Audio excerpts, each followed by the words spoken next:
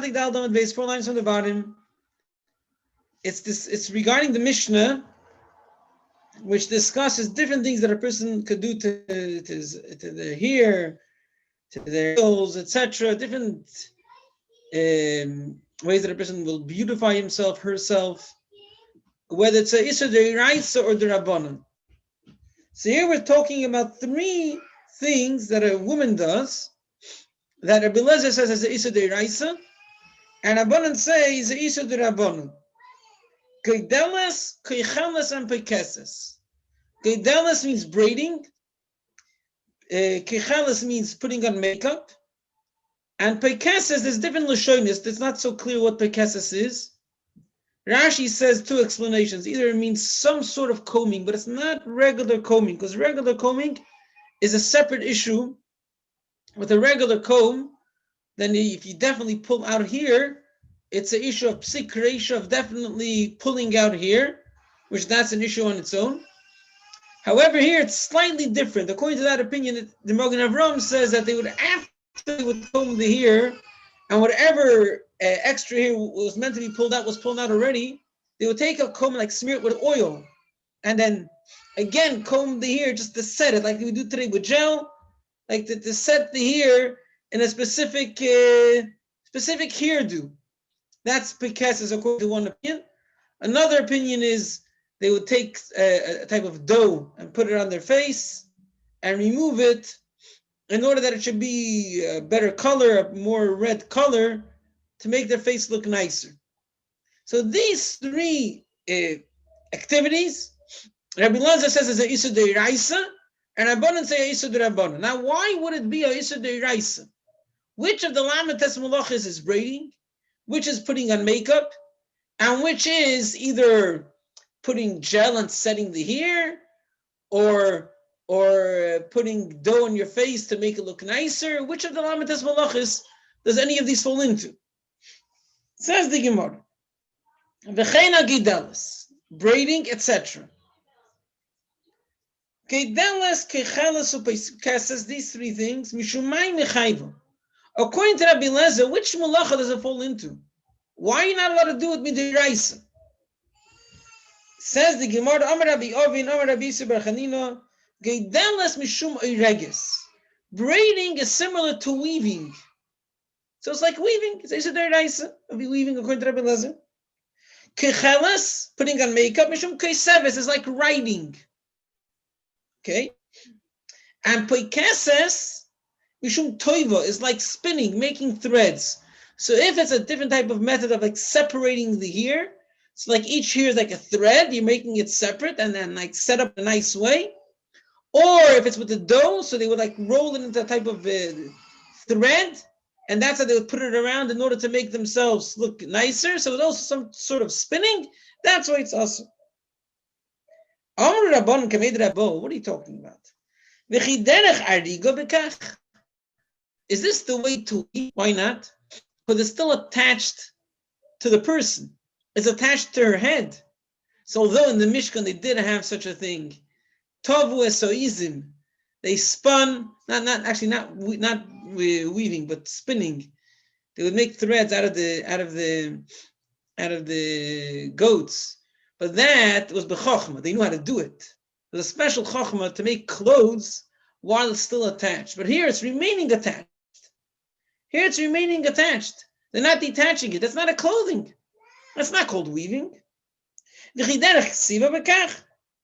this called writing? So doesn't explain why not, but the pashtus, you're not writing any words, any letters, any meaningful pictures. The definition of writing is writing a word or 2 letters which could form a word. This is not writing. Is this the way of spinning? So again, separating the hair is not spinning. Spinning is that you take one chunk and you turn it into a thread. You take the dough and you make it into a thread. That's not a thread. That's not similar to making a thread. So why these 3 things don't fit to the 3 malachas he matched them with? Ela Amar Rabbi Abo, like this. Rabbi Yisrael bar Chanina explained to me like this. Kecheles mishum tzeivas. Putting on makeup is not writing, it's dyeing. That's the point of putting on makeup. You're putting a color. So it's like dyeing. It's whatever, painting. You're putting a color onto your face.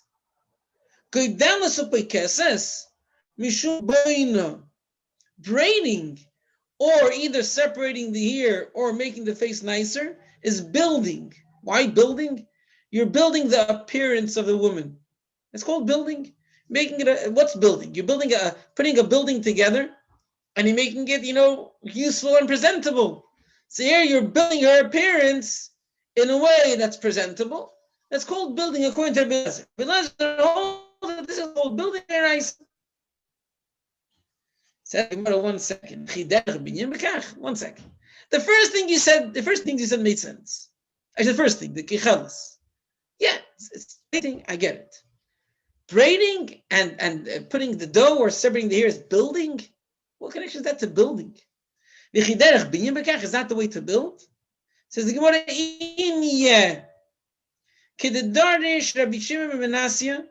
it says, when Hashem made Chava, he built Adam Arishan's thigh. He built his rib. I'm sorry. He built his rib. He built the piece of meat that he took out of the rib. He built it into a woman. So what does it mean? He built it. He didn't just build it as in making her into a person, making her into a woman, but he didn't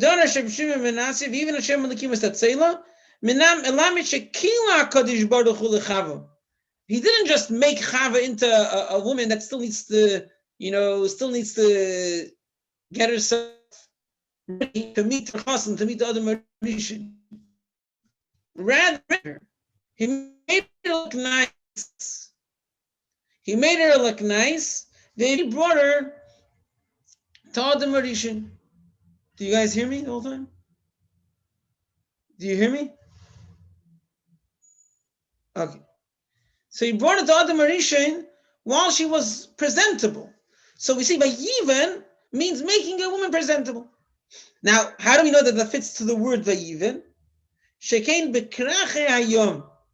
In the towns across the sea, I guess in Europe, kaidam lekal isa benisa.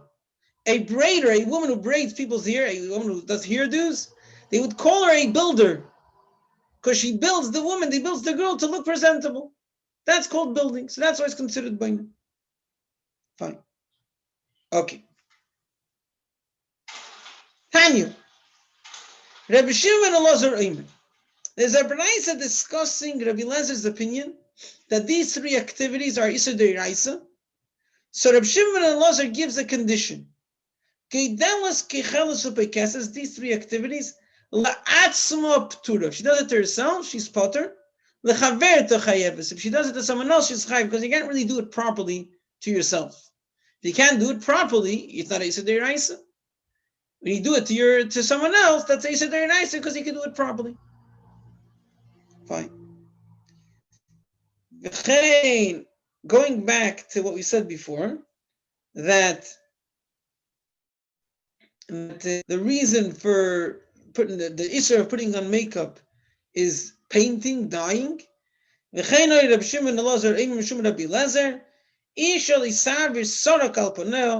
woman should not put makeup on her face, and they should say vas because it's considered painting, it's considered dyeing. Fine.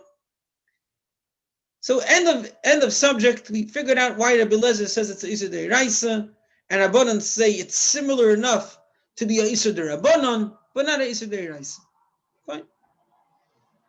Now that we mentioned that, we're going to mention a few other activities that there's also machloikis between Rabbi Lezer and Rabbanon, whether it's Isur Deiraisa or D'Rabbanon.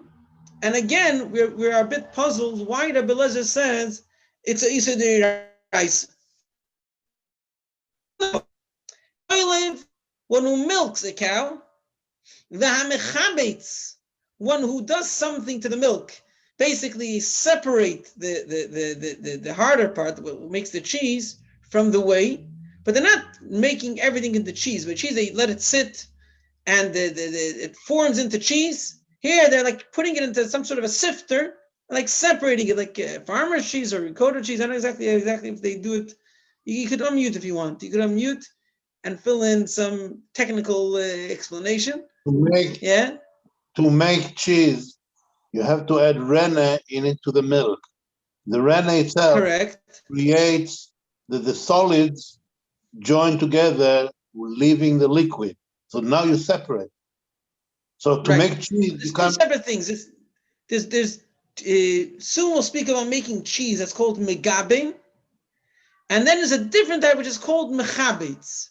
Mechabitz seems like sort of a soft. It depends what stage you are. The first stage, the mechabitz, it's you just add and you just mix it.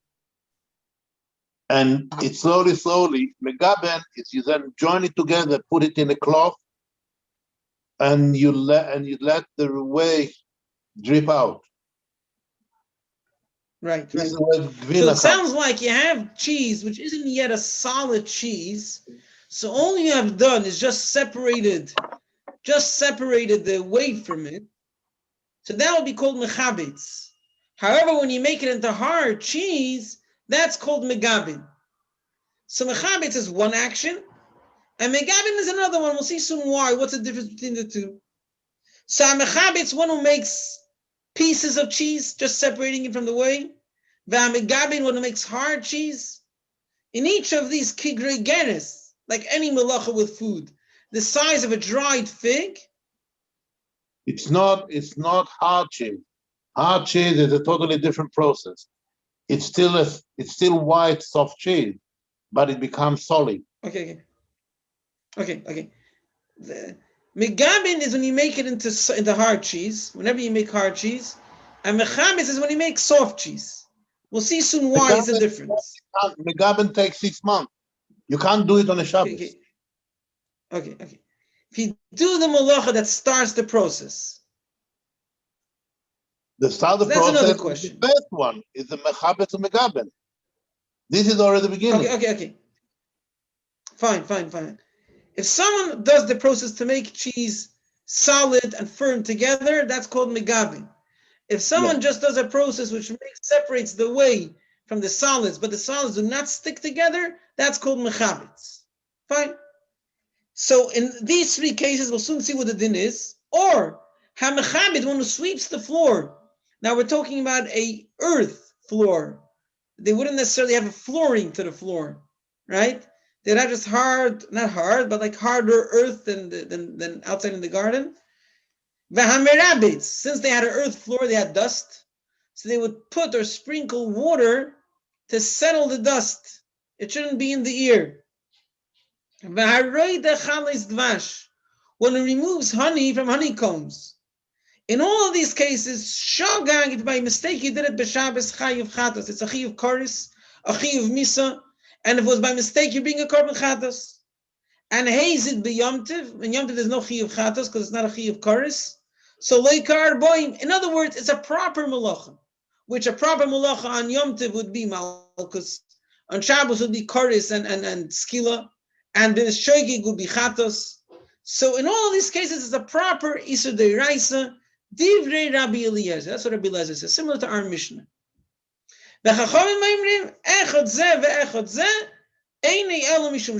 only a isur d'Rabbanan. Fine. Now trying to figure out why. Why is it a isur d'Oraisa according to Rabbi Eliezer? So let's see. Rav Nachman Bar Guria, Ikla happened to come to Nahardo. They asked him, I have this brisa, and it's puzzling this brisa. According to Rabbi Eliezer, if you milk a cow, which isser is it? Which malach is it? Amalu, what's the question? Mishum chaylev. It says about brisa, you're not allowed to milk. Okay. Mechabitz, separating the solids from the whey, making like cottage cheese. Mishumay nechayiv. Why is he chayiv? Amalu mishum mechabitz, because he's being mechabitz. Megabin, if you make harder cheese, solid cheese, mishumay nechayiv. Why is he chayiv? Amalu mishum megabin. So one second. You didn't pass the test. Amalei Rabach, your Rebbe, Kotil Koni ba'agma hava. He used to cut weeds in the swamp. In other words, he would tell you Mishnayos without explaining them. He just told you should know chazer, milking is osir, and making cheese is osir. That's what he did. That's what he told me. I said, why not on milk? Because I state, you're not on milk. But why? Didn't your Rabbi do anything but cutting the weeds? Cutting the weeds, I guess, means like he found the Mishnah, he cut it, and he put it in front of you. No, you got to cut wheat. You got to grind it. You got to process it. You're telling me halachas. You got to tell me some explanation. You can't just tell me here. Chazer bal peh. Milking is osir. Chazer bal peh. Making cheese is osir. Explain something. He didn't say anything. Okay. So, okay, you're right. You have a point. Let me learn. It's always the first time. Let me learn now. So he came. Shol be madrash. He came to the yeshiva and he said, okay, now I know that I have what to learn still. Please teach me. Yeah? Why, according to Rabbi Lezer, are you not allowed to milk? Are you not allowed to make cheese? What's the issur? So they answered him, milking is called mefarik, taking out food from its cover, similar to dosh, threshing. They take out the kernels from the husk.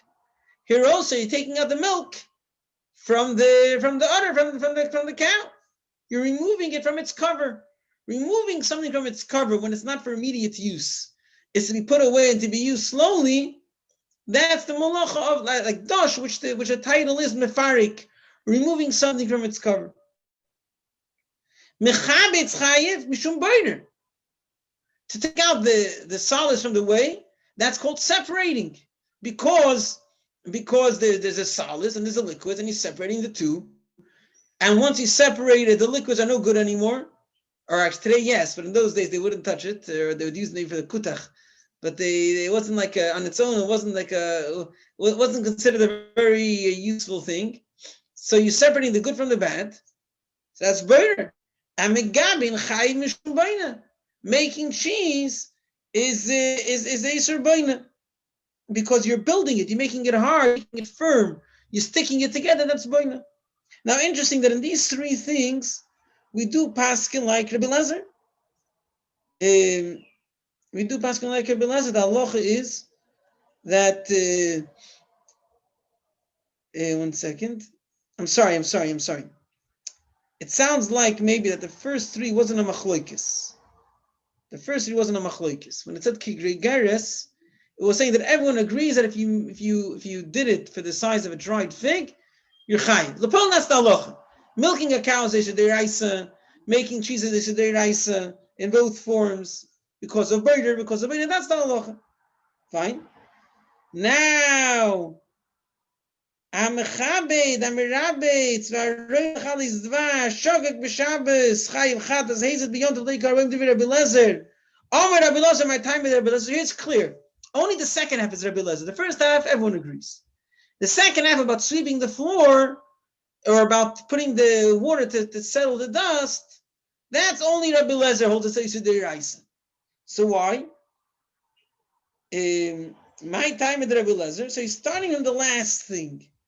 The last thing, which seems the most puzzling, which is taking the honey out of the honeycomb. So let's go back a second.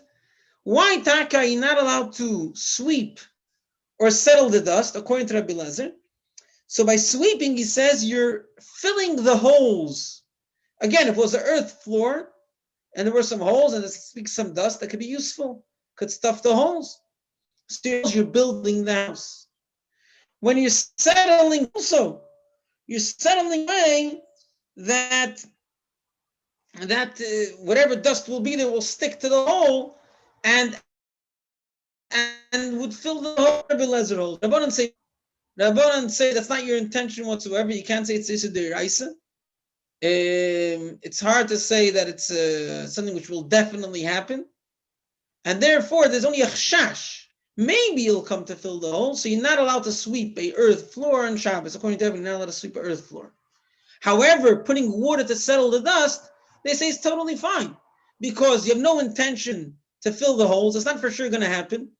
It's not going to happen by accident, because you're not pushing anything. You're just pouring some water. And therefore, they say that you're allowed to pour water to settle the dust. That's fine. So now we're talking about the last example. removing honey from a honeycomb. What's the issue with that? Why is that an Isur Deiraisa? So he says like this.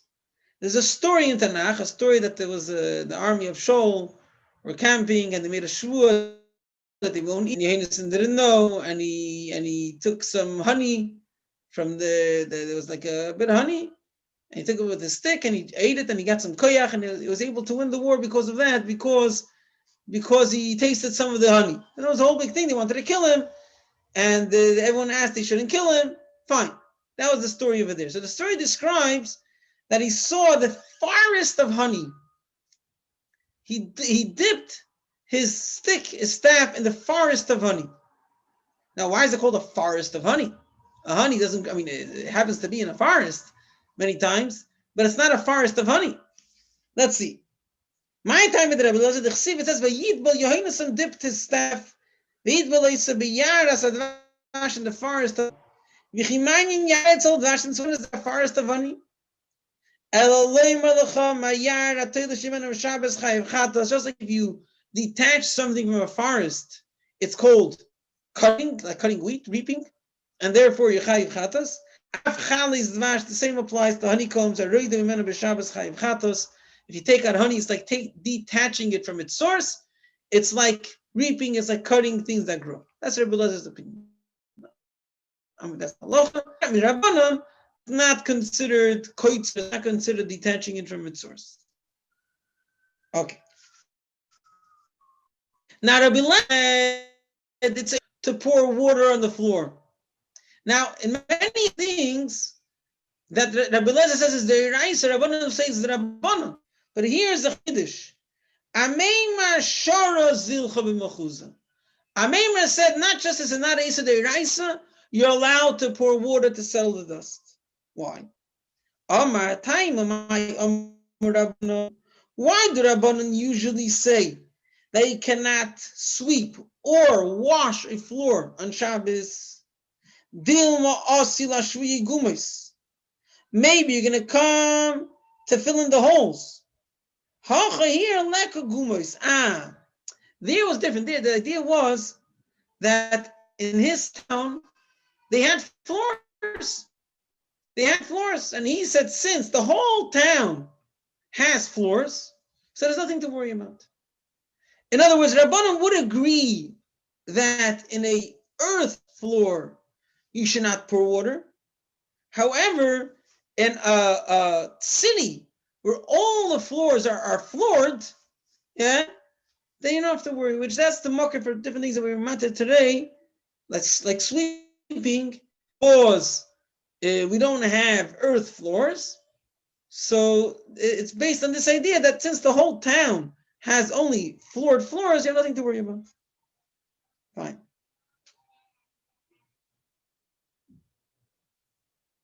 Okay. Rava Teisva. Rava that knew that they Tosefta very well, not the regular Rava, a different Rava. Yeah. Ash Kechele Ravina. He saw Ravina. The Komistar Mihavlo. It was stuffy in his house because it was too much dust, and he was just pulling through. V'amrilan, some say it was Makshisha, the old rabbi. Berei the Rava, the son of Rava, Ashkiri found Rav Ashi, the Komistar Mehavlo. It was stuffy in his house. Now in his town there was floors, so he didn't have this heter of pouring water on the floor. So he was suffering. What do you do on Shabbos if if the heater's off or the air conditioner's off or whatever it is? You just pull through. If there's no heter for children or for older people, whatever it is, you just pull through, right? So you're just pulling through. It's stuffy, whatever. That's what it is. That's what you pay for being Jewish. But then he told him, no. Don't you agree to what the Brisa says? One who wants to settle dust in his house on Shabbos. He takes a bowl of water, and he washes his face in one part of the house. And his hands in a different part, and he lets it drip on the floor. And his feet, they wouldn't go with shoes those days very typically, especially not at home. wash your feet in a different corner. Since you're not directly pouring the water, and it's okay that you might smooth the floor. So if you're doing it in such an unusual way, we're not geyser. We're not worried. Yeah? So why don't you do that? Why don't you do that? You have a solution, you have a heter. Armala, he said, Lav adatoi. It was not on my mind. So there's two explanations. The more accepted explanation is I didn't remember. You're right. You have a good idea. I forgot it. Or another explanation is I don't agree with this brisa. Okay? That's the second explanation. And Rashi's main explanation is I forgot. Fine. Totally, we have another brisa which says the same idea. Isha chachama, a wise woman, marbetas beisa b'Shabbos, can find the solution of washing and settling the dust in her house on Shabbos. Just do the heter with one part, your hands in another part, your feet in another part, and then your house is taken care of. Like, you got to be smart. The gzeira is there for a reason. And Chacham themselves tell you, we're here to remind you not to fill the holes. Now, I give you a solution that you'll remember. I want you to have a settled house. I don't want you to go suffering. So I gave you a solution. You have to figure out that solution. Ask a rabbi, and he'll tell you a solution, and trust the rabbi. The rabbi will tell you can do this, you can do it. Fine. Then the Gemara says, but today the spiral that we hold, that Reb Shimon holds, that if you do any malacha without direct intention, and it's not for sure that it's going to happen, then it's okay. Shari afil lechatchila, which means like this. As I said before, when you pour water on the floor, you're not going to come to intentionally fill the holes. Because you're not moving anything on the floor. You're just pouring water. Not pouring, you're dripping, like drizzling water. So the whole chashash is maybe it will happen. Maybe holes will be filled. Rabbi Shimon says that's not a problem. He didn't intend that. It didn't have to happen. It's not psikration. So even if it happens, it's not a problem. By sweeping the floor, the chashash is he might intentionally fill a hole. By washing the floor, the chashash is he might intentionally fill a hole on a earth floor. Washing, they say also by a floor. But settling the dust, the whole issue is maybe the holes will be filled. There's no chashash you will fill the holes because you're not doing that. And therefore you're allowed to, even on an earth floor, you can drizzle water in order to settle the dust. And that's the halacha. Fine. So what we spoke of here is like this. We spoke about braiding, putting on makeup, and either combing with oil once it was combed, or putting dough on the face in order to improve its color. Rabbi Lezer says it's a chi of chatos. What's the chi of chatos? So we thought it's like weaving, like writing. One second. I don't hear you. Second. You can unmute yourself if you want. The only thing is I want to add let me summarize. Oh, okay. You go on, summarize. Okay. So we spoke about braiding, putting on makeup, or some sort of settling the hair, or putting some dough on the face to make it look better. Rabbi Lezer says it's a chi of chatos. Why? We thought it's because it's like weaving, like writing, and like spinning. So no. It's like building. The two braiding and improving the colors, like building, because Hashem built Chava. When you build a woman to look to have a nice appearance, it's called building. And makeup is coloring, is like dyeing. Fine. Then we spoke about 3 malachas, which everyone agrees it's Isur Deiraisa. Milking, making the cheese when you just separate the whey from the solids, or making cheese when you're actually making it firm, stuck together. So it's Isur Deiraisa according to everyone. Why? They asked one rabbi and he said, why not a lot of milk? Because you're not allowed to milk. Why not allowed to make PC cheese? Because you're not allowed to. Why not allowed to make solid cheese, because you're not allowed to say, what's going on here? Your rabbi didn't explain to you anything? Okay, let's go to yeshiva, let's ask them. Milking is mefarik, removing something from its cover, similar to threshing. Cheese is separating, boider. You're separating the whey from the pieces, from the solids. And making solid cheese is boina, you're sticking it together. Fine. Then Rabbi Lezer says sweeping, or putting some water to settle the dust and remove money from the comb is a Yisrael. Why sweeping and Yisrael? Because you're pushing the dust into the holes and it's making it smooth. Why is putting water Yisrael? Because you're settling some dust in the holes and you're making the floor smooth. It's boina, both of these. Why is removing honey from the honeycomb based deraisa? Because we have a pasuk which calls honey a forest. So if you remove it from the forest, you're detaching. It's koitzer. It's deraisa. Chacham says it's rabbanan. To sweep, you might come to fill in the holes. You're settling the water, you might come to fill in the holes on its own. You might fill in the holes. And taking out the honey, okay, that's a separate thing. It's similar, I guess, to mefarik, similar to squeezing liquids, and therefore it's Isha D'Rabbanan. Now, first the Gemara said that in a city where they only have proper floors, so there's no chashav where they are stuffing the holes, you're allowed to pour some water to settle the dust.